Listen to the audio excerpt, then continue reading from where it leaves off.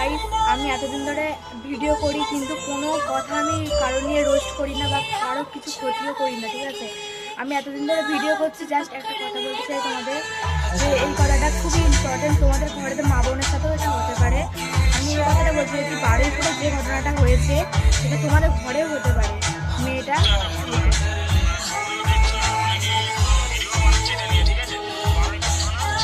এই বাচ্চা মেয়েটি, ওর সাথে যে এরকম হয়েছে, আমি চাই না যে কারোর সাথে এরকম হোক। আমি চাই যে আমার মা বোনের সাথে ভালো জিনিস হোক, ওরা সুখী থাকুক, কিন্তু এটা যে কোনো কারোর ঘরে হতে পারে। আমি সরকারকে জানাচ্ছি, আমি সরকারের বিরুদ্ধেও যাচ্ছি না, সরকারকে জানাচ্ছি, যে সবাইকেই জানাচ্ছি যে আপনারা একটু বিচার করুন এটা নিয়ে।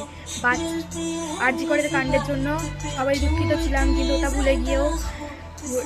ভুলে গিয়েও এখন আমি এই মেয়েটা নিয়ে বলতে চাইছি, বারুইপুরে যে মায়ের সন্তান ওরকম হয়েছে, সেই মায়ের সন্তানের কাছে সেই মায়ের সন্তানকে ফিরে তো পাওয়া যাবে না, কিন্তু এটা আমি বলতে চাই, ওই সন্তানের জন্য কেন ওই মা কাঁদবে, অভয়ের মা কেন কাঁদবে? মাত্র 12 বছর মেয়েটার বয়স, কেন এরকম করবে? কেন ওকে রেপ করে এরকম খুন করে দেবে? কেন? ওর কী দোষ ছিল? ওইটুখানি মেয়ে, অতটুকু মেয়ে কী দোষ ছিল? আমি এটাই বলতে চাই যে লাইক কমেন্ট শেয়ার করো, আর অবশ্যই ভিডিওটি শেয়ার করো বেশি বেশি করে। আর এটাই সবাইকে বলতে চাইছি, সরকারকেও বলতে চাইছি, এই মেয়েটা নিয়ে যাতে কোনো কথা যেন কারোর কাছে যেন এরকম না হয়। জাস্ট এটা লাস্টবার করে ফেলেছে, ঠিক আছে, কিন্তু আমি দুঃখিত, আমার নিজেরই চোখে জল এসে গেছিলো যে এই মেয়েটার সাথে এরকম হয়েছে। আমি এটাই চাইছি যে মেয়েটা যাতে আত্মার শান্তি পাক, কিন্তু তোমরাও কমেন্টটা করবে, লাইক কমেন্ট শেয়ার করবে, বেশি বেশি করে শেয়ার করবে, যাতে সবাই যেন এটা শোনে।